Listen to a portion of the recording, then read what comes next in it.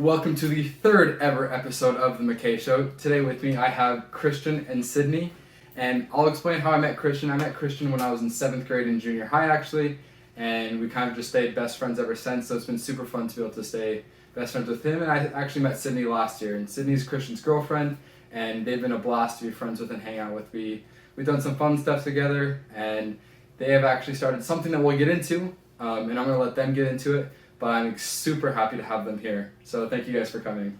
Thank you for having us. All right, so let's go back to 2020. Okay, what were you guys doing at the beginning of 2020 before you guys started your adventure? What was life like? Before the pandemic, what was life like? I was in college, just living my life. I was in a fraternity. That was an interesting experience. And what were you studying? Computer science. Okay, and what were you, sophomore, junior, senior? I was sophomore. Okay, and then so at the beginning of 2020, where were you? I was in Hawaii in college, on the dance team, and mostly focusing on that. Okay. Not so much the school aspect, but I was supposed to major in graphic design. Okay, awesome. And were you a freshman or a sophomore? Sophomore. Okay, and then so how did you guys meet? So we knew each other way back in 3rd grade.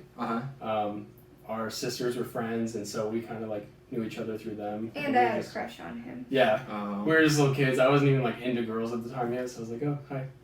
And then I guess she had a crush on me, but yeah, that's how we originally knew about each other, and I've kind of known about her since then. I've always followed her on Instagram, and then I finally reached out when before the pandemic started.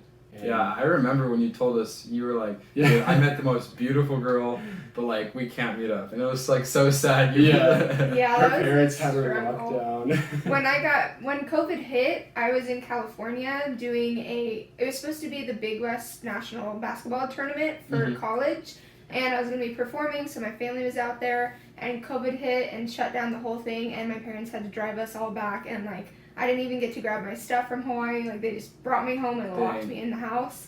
So when I get back to Arizona, he's like, "Do you want to hang out?" And I was like, "Yeah, I'd love to, but I'm literally locked in my house right now. I can't go anywhere."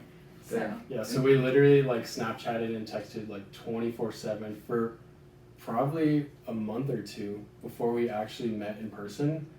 And I was like, okay, are we actually ever going to meet? Does she even actually like me? Is she just tolerating me right now over text? And then, yeah, we finally went on our first date and hit it off pretty well. That's awesome. Okay, so then you guys got together, right? And then where did you go from there? After you guys met and were officially dating, where did you guys go?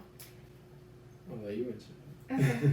After we started officially dating, we took a couple trips together, one with my family, and then one out to California to visit his aunt, and just a couple different trips, and got closer through that. And then we kind of spontaneously decided that I would just move up to Flagstaff with him, and while he was going to NAU, I'd be doing school online and going to work, and I was like, if I'm doing it from home anyways, might as well go move in with him. And it worked out really well. Yeah, we shared a little bedroom and a little house with roommates and stuff, and that was really fun. And then didn't you guys switch houses? We did, yeah. We moved into our own 1-bedroom house, and that was really fun. We were only there for 4 months, but it was really nice just having our own place. That was the best experience. I love thinking about that because it was so hard to find a 1-bedroom nice house in Flagstaff. Yeah. And we put a lot of work into it because it was not nice when we got it, but eventually it was so cute. We decorated so good. I loved it. I remember the pictures. It was really nice looking. Yeah, it was awesome. So then, how long did that go on for? How long did you guys live in that, in Flagstaff together? That started August, beginning of the school year, until April. End of March, beginning of April. Yeah. Okay.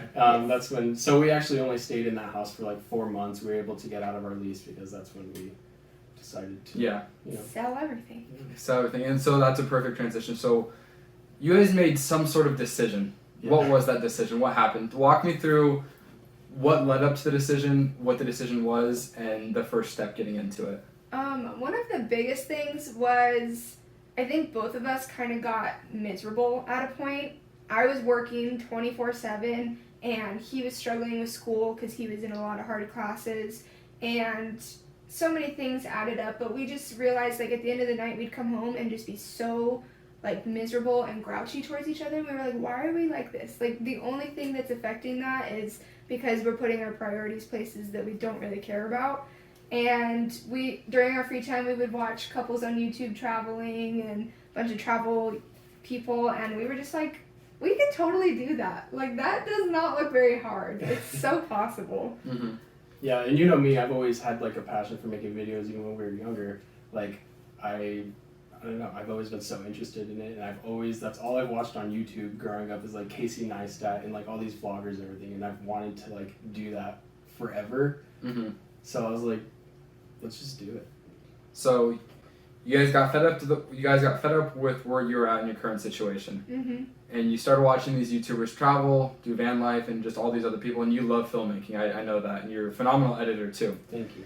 And that was even before everything that happened. So then, what decision did you guys make? I think it was mostly on my end. I kind of had the idea first. Yeah. He was a little unsure about it, but I kind of looked at him and I was like, you know how to edit. That's all we need. Like, we can literally do this as long as you know how to edit. As long as we keep practicing, like, we'll make it work. We Make can what just work? go traveling and doing YouTube and living off of that.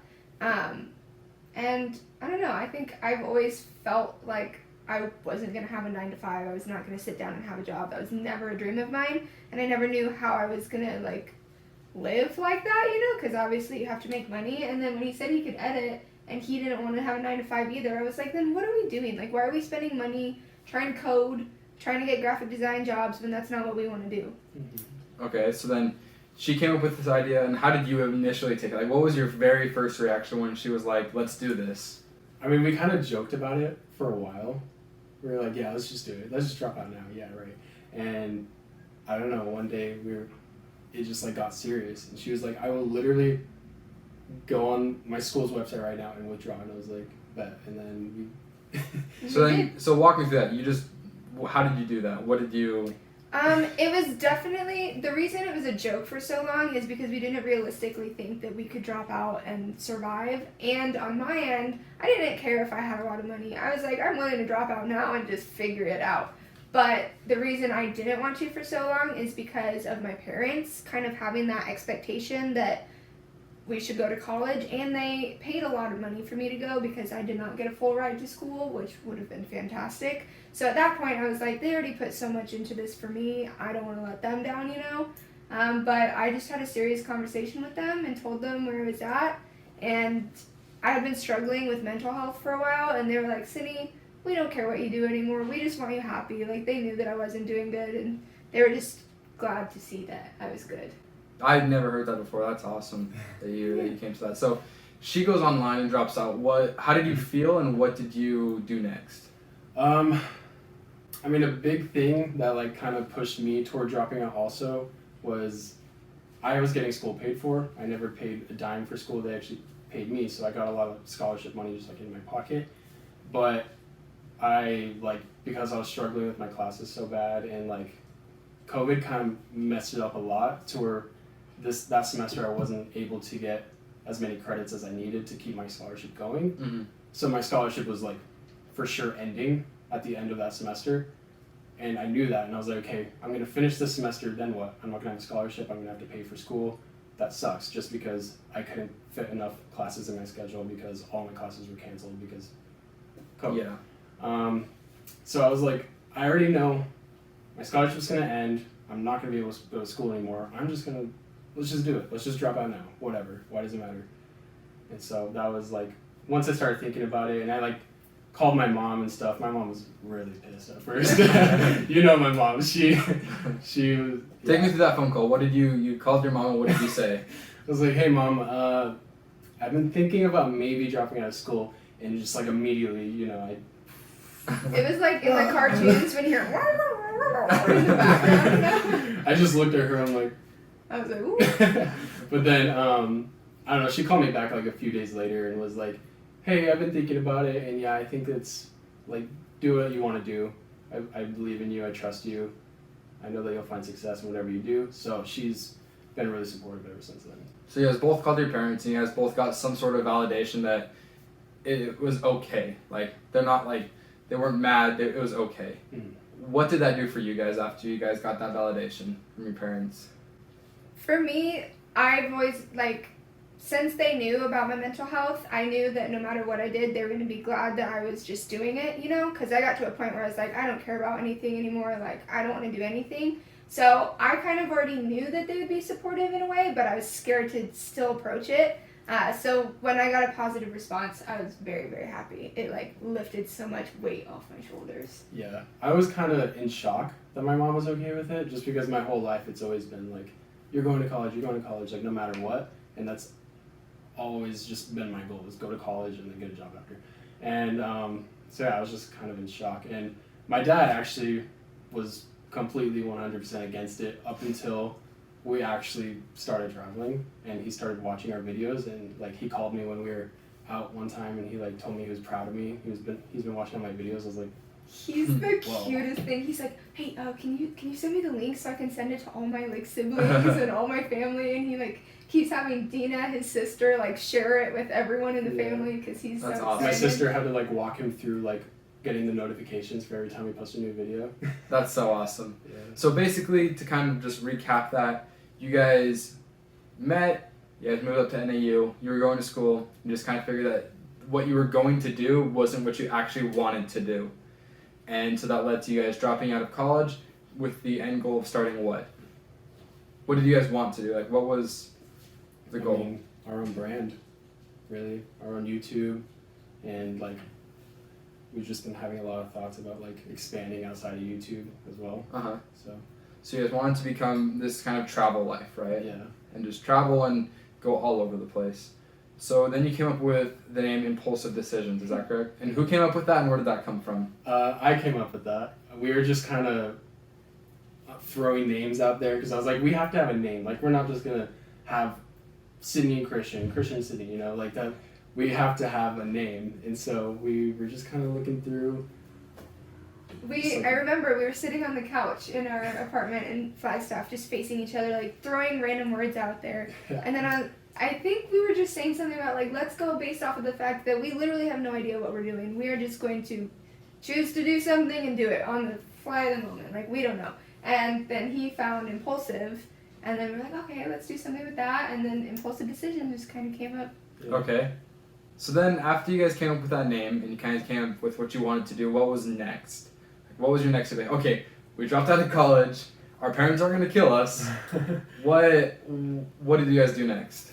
Film. Yeah, it was time to get to work. We bought a camera on Amazon. And we were so awkward in front of him. We were like, we need to start, like, because for a while, like, he bought the camera, he was looking into all of the equipment we would need, and we realized, like, no matter what equipment we get, we still need to know what to do with it. So we went out and filmed our first video, literally driving around Flagstaff, trying to find something to do, and everything was closed because it was snowing. So that video was horrible. If you've watched it, it's pretty boring. But I did not want to release that video for the life of me. I think you actually convinced me. I was texting you about it, and you were like, dude, just post it. Like, just do it. And I was like, you know what, I will. And so I posted it, and I just immediately was like, I can't believe I just posted that video. That is the worst video. But you even texted me yesterday and said, man, I can't like even believe where we started from to where we are today. Now you have a reference point, Yeah. which I thought it was so important that you guys posted that very first one. yeah. So you guys made that first one, going to NAU, and then were you guys like brainstorming like what were you gonna do next? Like what was your guys' kind of where were you going from there? So we've always known her cousin was having a wedding beginning of November in Hawaii. So we always knew that was on the list. We needed to go to Hawaii beginning of November. And so we kind of just, for a while, we had planned that after that wedding in Hawaii, we would just go straight abroad from there. Southeast Asia was on the list, like Bali. But Yeah, we knew the wedding was like a kickoff point for us, so we were like, we'll get whatever we need done in America done by November 1st, and that's the start of our travels. And we wanted to do Southeast Asia because it's so cheap, and we're not making money yet, so we were like, we need to do something we can afford. But as time progressed, we realized that buying a one-way flight to Hawaii was probably a bad idea when we didn't actually know what was going to happen, because the wedding got canceled. Okay. And now we're struggling to get a refund for that flight. Oh no. But yeah, and then COVID kind of messed some things up because Southeast Asia is still closed, pretty strict. So we had to switch up our plan a little, but that's okay because we do impulsive decisions. You know? But yeah, we had obviously that huge gap between April and November. So we were like, what are we going to do for the summer? Like, we can't really go international yet. We didn't even have our passports at the time yet. And so we made a decision to buy a little van. We were like, let's kill time. Let's buy a van. Make a house. Cool. And so did you guys know what you were going to do with that van, or did you just know you wanted a van to be able to travel and... We originally planned, because I had my Subaru at the time, we were like, okay, can we just like sleep in the Subaru, recline the seats, and just travel everywhere? Like, that the Western. That did not... I'm really glad we didn't do that. For a while, we were like, oh yeah, we'll totally fit. And he like tried to lay down in the back, and he was like this. Yeah. He's like, I kind of fit. I think it's going to be fine. I was like, yeah, I can lay in here, but where's all of our stuff going to go? Yeah, and as we kept thinking about it, we're like, yeah, we're not going to fit. Like, if we're living out of this, we need room for everything. So we started watching conversion videos and looking everything up, and we were like, we're probably going to need at least a minivan. Yeah.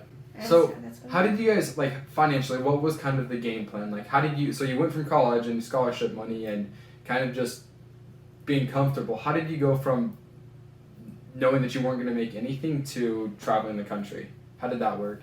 We both had a good amount saved up on our own already, and he had a lot of money in stocks, so he was all like, yeah, I'm good, you know? But I think the biggest thing that made us feel like, okay, you know what, this is realistic, we can afford to do this until we start making money, was selling literally almost like everything we owned when we moved out of Flagstaff. We sold our cars, we sold everything, and then the money that we got from that, we only took a very small portion for the van and ended up making a profit on that as well. So we weren't too stressed about money. We have a lot saved up. Yeah. That's awesome. I was really surprised like how much of our random things in our apartment that we were able to sell. After we sold everything, not even including our cars, we made what, $3,500 on just like random things around the house. Wow. So Yeah. That's awesome. Surprising. That's super cool. I think it's one of the coolest parts that you guys just sold everything. Like, I was watching you guys' old videos and you guys like, yeah, we sold everything. Like the videos of people taking stuff out of the house. I'm like, they actually sold Dude, that was everything. such a stressful time just watching all of our things go out the door. I was like, And it was Because you guys had just put that house together too. Yes, it was all so new still. So we're like watching our beautiful furniture that we worked so hard to like make work, and we were like, it's leaving. Yeah, luckily we bought like almost everything in the house used. I'm like, I never buy anything new. I'm too cheap for that. I always buy everything on OfferUp and stuff. But we were able to like sell most of our things for more than we actually paid for them too. So that was awesome. That's super cool. He's converted me to OfferUp. So you guys sold everything, and Impulsive Decisions was born. You bought the van. How did getting the van to converting it to being livable go? What was that experience like? Not bad, actually. Surprisingly, pretty quick and easy. Like he has experience with building and tools and all that from his summer jobs, and I don't know. We kind of just looked up some different ideas. We originally were thinking about doing. We were thinking about doing one of the little couches that you can unfold into a bed, so that there would be like sitting room in there. Futon kind of thing. Yeah. But that kind of seemed like too much math for us, so we just did the big bed platform, and it was so easy actually. Yeah, and we kind of had like a deadline for the van too, because we knew that we were going to leave on a certain date. I don't remember what day that was, but we had like a week and a half to 2 weeks to build this van out, and so we just like grinded and we got it all done in time, and we left right after it was finished, and we had like never even really laid on the bed before we actually left, and we were like, cool, first night in this thing in middle of Utah, we're gonna we had no idea like if it was gonna be too hot, like if we even fit comfortably. We were just like, let's go try. So we drove to Utah to try it, and it worked. And when you guys went to Utah that first time, is that when everything started? Like, did you leave everything behind, or did you guys come back? I can't remember. No, that was that was when everything started. Okay, so you guys told your families you guys were just gonna buy a van and leave. What did they think about that? What was the idea of you guys just going out on your own? I think because we already told them that we're dropping out of college and we're going to go travel the world and make a living on YouTube, they were like, okay, nothing surprises us anymore. Like, cool, have fun. They're like, whatever, you're going to do it anyway, so just do it. Like, what I say is not going to influence your decision. And was that both of your parents' reactions, or were they different? Pretty much, yeah. Okay, cool. So you guys left to Utah. Did you drive straight through Utah, or did you stay a night in Arizona? We drove straight there. Yeah. What was your very first night like? Describe like how you felt like, because you guys like were in a pretty isolated camping spot in Utah. I remember that. Yeah. Well, the first night actually we we went through our first struggle of like, actually, where are we sleeping tonight? Like, we didn't even think that far ahead, and so we kind of like on the way there, we were just looking up camp spots, and yeah, we found a little area like BLM land that you can just sleep on wherever, and there were actually like a bunch of cars parked there. So we pulled in at like midnight, and so we were like, crap, we're gonna wake all these people up. So we were trying to be as quiet as we possibly could, and yeah, it was actually a really nice spot. Yeah, we couldn't even see it, like what the spot looked like, because Yeah. we got there when it was pitch black. So the first night was more filling out the van than the whole experience of camping, you know? And it was so cool. We had the sunroof open, we were looking at the stars, and it was just like such an exciting feeling. Being like, wow, we're actually starting this. Like, we built that, we made this decision, and now we're here, we're doing it.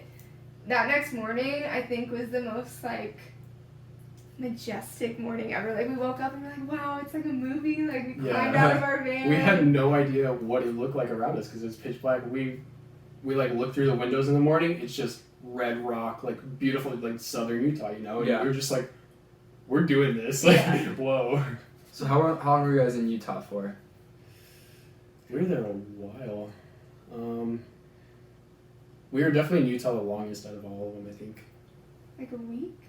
No, we were there longer than a week. I couldn't even tell you. You guys were there for a while. Yeah. So at what point towards the beginning were you guys like, holy cow, we are actually doing this? Like, we did it. Like, we dropped out of college and we did this. Like, at what point was that? Is there a specific, there has to be a specific point where you're like, wow. It happens a lot, and it still happens a lot. And Yeah. we still will always look at each other and be like, this is our life now. What was the first time? I think probably that morning that I woke up when we got to Zion. We weren't in Zion yet, but Utah, that first night we woke up and I was like, wow, this is beautiful. We were surrounded by canyons and you could see out like the huge hills and mountains everywhere. I was just like, holy crap, like we're doing this right now. Yeah, there actually is one moment that I can remember when we had just finished doing the like Riverside walk in Zion to like the Narrows, and we were heading back from that hike, and we were just walking, and like that was just like one of the most like heartwarming moments that we were just like walking, holding each other, like staring at the canyon that we were in, and we were just like, this is our life, like we're doing this is crazy. And then yeah, we got off the trail and meditated right there for the first time, and it was just like one of the most like crazy experiences. We said it in the video too. I remember we were saying like it feels like when you're at the end of a trip to like California or something, when you're at the end of a vacation and you're like, oh like, shoot, I have to go home now, it's over. But then I looked at him and I said, I don't have that feeling, because yeah, this one's over, but we're about to head to the next one and it's going to be so cool. So I think realizing that like you don't have to have that oh the vacation's over feeling anymore was kind of crazy. We're on a never-ending vacation. Awesome, that's super cool. So you guys traveled from Utah, and then which states, like, over the whole trip, which states did you guys visit, the whole thing?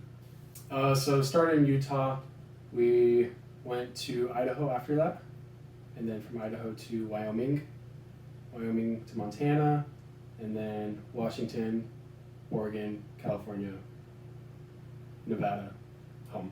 Wow. Arizona. So it's the whole East Coast. Yeah, that whole... West Coast, yeah, sorry. At what point do you think you guys' morales were the highest? Where you're like, high on life, like cannot be better than this. At what point was that? Mine was Grand Teton National Park in Wyoming. Yeah. Okay. Because that was like my favorite national park we'd ever been to. It was so beautiful, and we had a camp spot that you could literally see the whole Grand Teton range. And I just remember laying there like, holy cow, like this is absolutely insane. This can't be real. And then the next day we saw a family of grizzly bears from literally like 25 yards out, like so close to us. And I was just like, how is my life real right now? Yeah. Like, how is this happening to me right now? I did not think that would happen. So that was definitely one of my favorite parts of the trip. Yeah. That's awesome. What about you? At what time was it like your morale was just... It was honestly that same time, I think. Grand Teton was just the most like mind-blowing and beautiful experiences for us, I think, out of probably the whole road trip. I can't wait to go back there, and we were thinking about going back in the summer, but we weren't able to do that. But Yeah, That's a super cool 100% memory. recommend, guaranteed on. That's awesome. And then at what point do you think morale was the lowest? Where you're like, this is hard. I remember. California? Yeah. So like right at the end, our last day of the road trip, actually, we were in Santa Monica, California, and it was nighttime. We were walking on the pier. There was hundreds of people on the pier. There was like a whole carnival going on, and I don't know. I just felt so stressed at that point. Like, I don't know. I was just getting really discouraged because YouTube's hard. You know, like I put so much time to all those videos, and like I don't get the results that I would like to see. You know. But obviously, like, it takes time.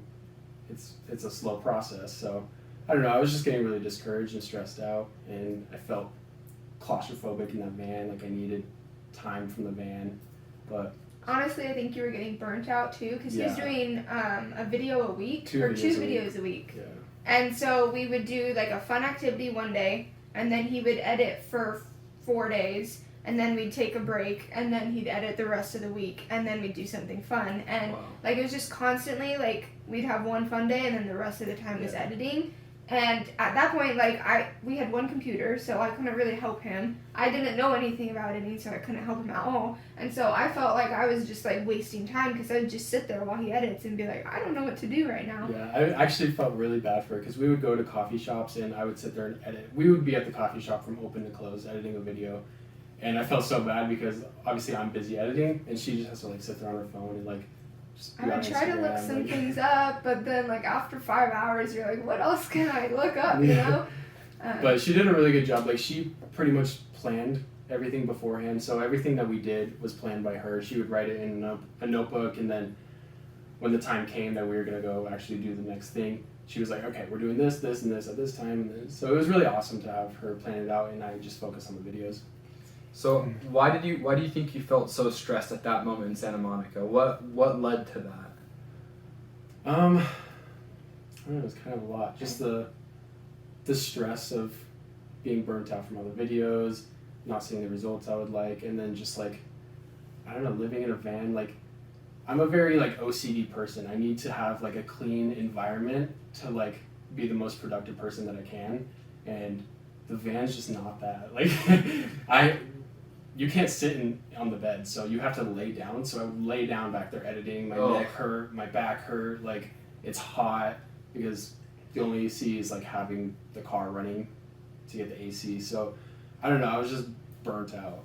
Yeah, that sounds extremely difficult. Yeah, it's not. It was not luxurious. Yeah, at you all. said it's a never-ending vacation, but there's definitely a lot of work because it would be one day of fun, 4 days of editing. So. Wow. And then Sydney, what about you? At what point do you feel like your morale was just like a rock bottom? I think it was when we were in LA, because for like probably 3 or 4 nights we did not sleep because it was so hard to find a place to park the van and sleep because they have so many rules about not sleeping in your car because they have homeless population issues and everything. And there were just so many rules that it was nearly impossible to find a place to sleep. And then when we did, like, casinos are usually 100% like you can go there and camp because they all have camping areas. And we called a casino in LA beforehand and said, hey, are we allowed to sleep in the parking lot? They said yes. We get there, we're climbing in our bed, we fall asleep, and there was a security guard like not very far from us. He watched us climb in the van. There were other campers everywhere. And he waited till 2 a.m. to come banging on the windows with his flashlight. Like, I felt like he was going to break the windows. Just, like, as loud as he could, and he's like, you can't sleep here. And we were like, okay, first of all, we called and got permission. Second, you watched us climb in our van and go to sleep, and you waited till now to come tell us that we weren't allowed to sleep here. So then we had to go find a new place to sleep at 3 in the morning. Like, and it just kept happening. Yeah, that happened 3 days in a row. We got no sleep. Oh And then my that gosh. was before Santa Monica, right? So that also added on to like that stress that I had when we were on that pier in Santa Monica. That I like think it was after. really? Yeah. Well, It was rough, like not getting Wow. to sleep. And then every night we'd be going to bed, I just felt so anxious because I knew like I'm going to get woken up in like a startle, like freaking out in the middle of the night because someone's pounding on our windows. And there were like gunshots going off as we were going to sleep. people fighting. Yeah, it just did not feel safe at all. So I think that was definitely the worst for me because I was like, I just want to feel safe when I'm Yeah. sleeping, you know? Oh, that Wow. was rough. That has to be something like, as terrible as it was in the moment, like something that stands out quite a bit. Just the fact that you guys like hit that point. Yeah. So thank you for sharing that. I know that's obviously that's not the part that gets shared on YouTube, right? Yeah. Like maybe Yeah. we'll talk about it, but that's not like people don't have that feeling very often. So That is one thing that because we learn as we like look back at our old videos and everything, and we're like, okay, we would change this. I think we would change, I don't know, how positive we are. Yeah. Because we do only show the positive things in all of our videos. And I was like, maybe we should have showed more negative to like keep it real with I people. think just transparency. I Yeah. think we were trying so hard to make like fun, happy YouTube videos. We were very like, oh no, we're in California, blah blah, and we weren't being realistic with everyone. And I feel like that's what's more intriguing to people, is to know what it's really like. That's why they're watching it. They don't want to see us like going on a fun little trip. You know, they want to learn something valuable. So I think being transparent would have been better for us. that's super interesting.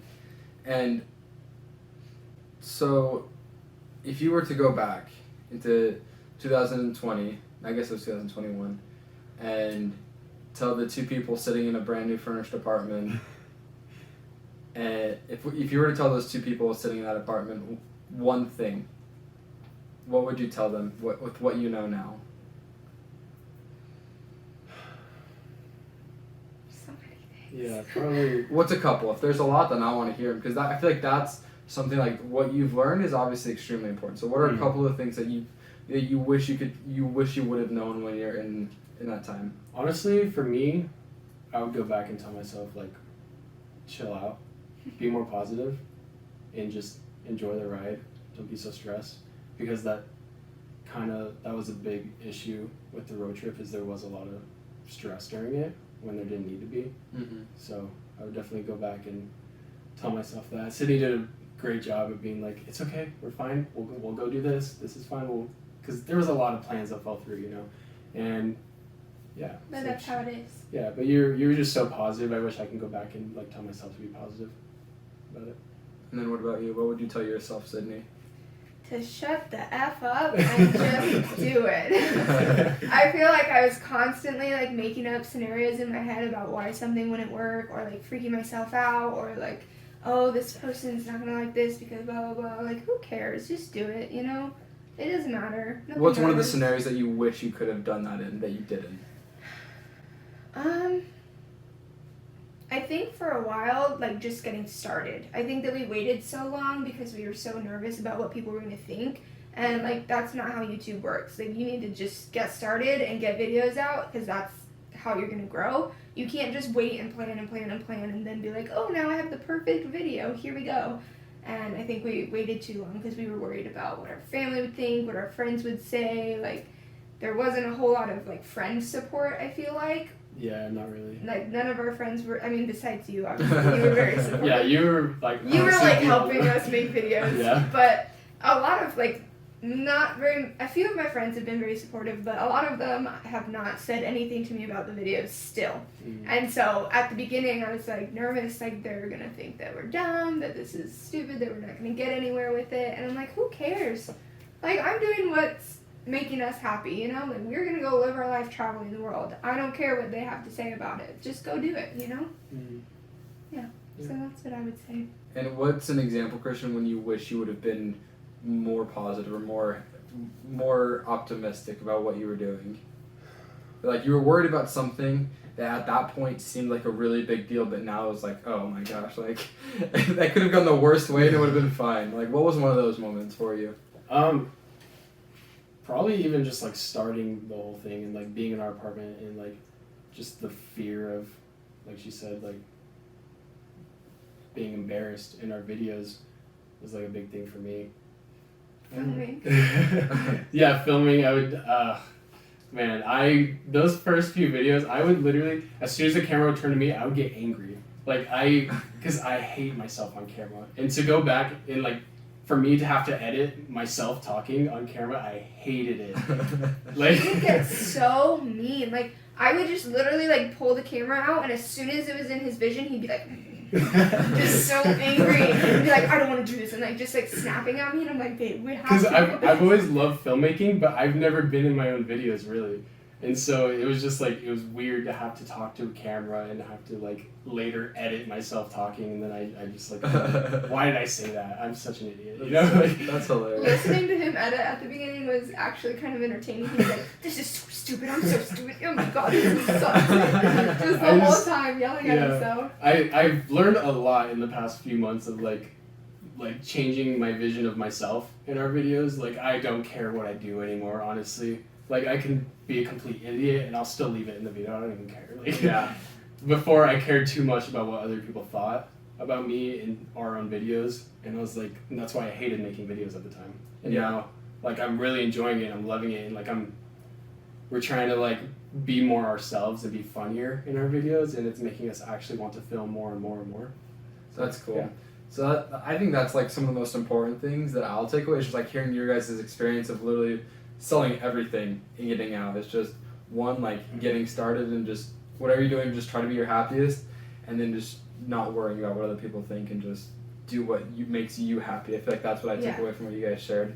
So what do you guys do from here? You guys just got back from this huge West Coast trip. Yeah. And you guys have done a couple of small excursions since then. But what's next on the agenda? Next, we are going to Europe. Really? We're moving to Europe. So tell me about that. What's gonna have to happen? What needs to happen in order for everything to go the way you guys want it to go? I guess nothing should go like. Yeah. Well, it doesn't go to plan, but like, what are you guys planning on tentatively? So we're keeping the country that we're going to a secret for now. Okay. We're gonna release that when the video comes out, so stay tuned, everyone. But we had to obviously get our passports. We wanted to get all our doctor's appointments, dentist appointments, everything like that out of the way, so we knew we were set when we left to not have to worry about it. But we kind of waited last minute to do all of that. So he was trying to get in for an appointment, and they were booked out like a month in advance. And we were like, okay, well, that's really putting a damper on our plans because we want to leave in a couple weeks, you know? So we're getting all of that stuff out of the way.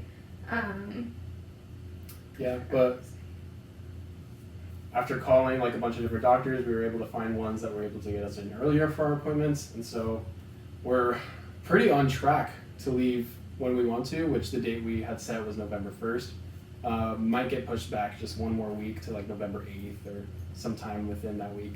But yeah, it's happening. We don't have the Awesome. tickets yet. We're probably going to buy them the night before. Yeah, we've been watching the tickets like crazy, and they literally have not moved in the last month, the price of them, so we're not too worried about it. So in the country that shall not be named, what are you guys gonna go Airbnb? Do you guys have someone you're gonna stay with? What's your guys' plan? So I have a friend named Christina that I actually met through Dalen. Okay. Fun fact. And so she lives in. Can you bleep that out? I'll bleep All right. that We're going. Yeah, let's pretend I didn't just say it the country we were going to. McKay already knows it. I don't edit very much, but I'll edit that out. Alright, just put a bleep or something. Okay. I don't even know how to do that. I'll figure it out. Spoiled it. Anyway, she lives there. And so we actually we were chatting before we even had the idea of going out there, and she was like, hey, I always have a place here. If you guys ever want to come stay with me, we just me and my boyfriend just moved into this new place, and we're like, okay, cool, we'll keep that in mind. And then later when, Southeast Asia, we realized that's not going to work out and we need to go somewhere else, that came up, and I reached out to her and I was like, hey, are you down to still have us come stay? Was that real, or was that just being nice? And she was like, I was totally expecting her to be like, oh yeah, no, not really. But Yeah, my friends kind of just canceled on us a little bit in another situation, and so he looked at me and he goes, I feel like that's gonna happen again. I feel like we're not gonna have a place to stay now.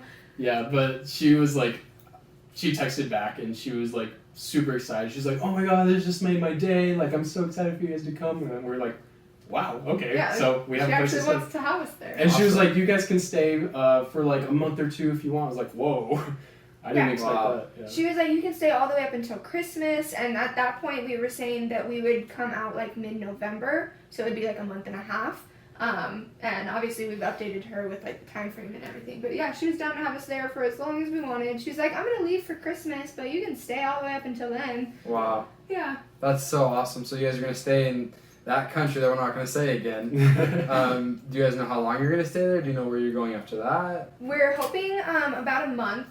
I think that'll be enough time just to explore the whole country. And then our plan from there with traveling anywhere is to stay in each country a month at a time. Monthly Airbnbs are actually super cheap. We were looking in like Bali, a private villa with a pool and everything. It's like $400 to $500 a month. Wow. And Which in was less than Flagstaff, half than, yeah, in Flagstaff, in our tiny 1-bedroom apartment was $1,100 a month. So half of that to have our own like private home in Bali. I was Insane. like, what are we doing right now? Why are we spending money on this crappy apartment in Flagstaff? Let's go. That's so cool. So how are you guys, like, even if it's like you guys are gonna stay the month, eventually when you do get to Bali, $400 to $500 a month, what would you guys, like, how are you guys managing to be able to pay for all of this and do all of that? Yeah, so we have like a lot saved up to be able to just survive for probably a couple of years without Being any smart. money. Yeah, If we went luxurious and like got fancy places and did a bunch of cool activities everywhere, then we obviously wouldn't be able to last that long. But we're hoping that with what we have, we can do the bare minimum until we start getting paid, and then we'll be able to start doing more exciting videos and bigger adventures in them. yeah. But I think just documenting traveling right now with COVID and everything is going to be good on its own. Yeah. Awesome. That's super cool. So that's kind of like all the questions that I had that I wanted to know. Do you guys have anything that you have always wanted to share, or that you or like what's a question that you wish somebody would have asked you, or what do you wish somebody would ask you about van life or just traveling or YouTube in general? Like, what's something people don't know that they should? I feel like I gave like a piece of advice for people that like would want to do this. Like, don't get too discouraged by like what other people say, because we like probably every day from like other family members or whatever will like say something that's like really discouraging to us, like, oh, you're not gonna, you'll be back, like things like that. Like, We had someone look at us 2 days ago yeah. and say, oh yeah, I watched your video, you guys don't have very many views, huh? I don't know. And we were like, I mean, not a lot, but we're getting there. And then, like, Yeah, he actually said that's embarrassing. Oh, was no. just, and a grown man was saying this to Yeah. us. Like, 50-something years old, maybe, 40-something. Like, a full-grown man saying, yeah, you don't have very many views, huh? Like, that's kind of embarrassing. Yeah. Like, all this stuff, and we just kind of were like, okay. And we took it, and it didn't really bother me too much, because I know that we're still growing, but the fact that he just said it straight up to our face, I was like, wow, like, No shame. no shame at all. Yeah. No, that's terrible. Yeah. It's kind of like, I don't know how similar this is. Like, have you guys ever had somebody dislike your video?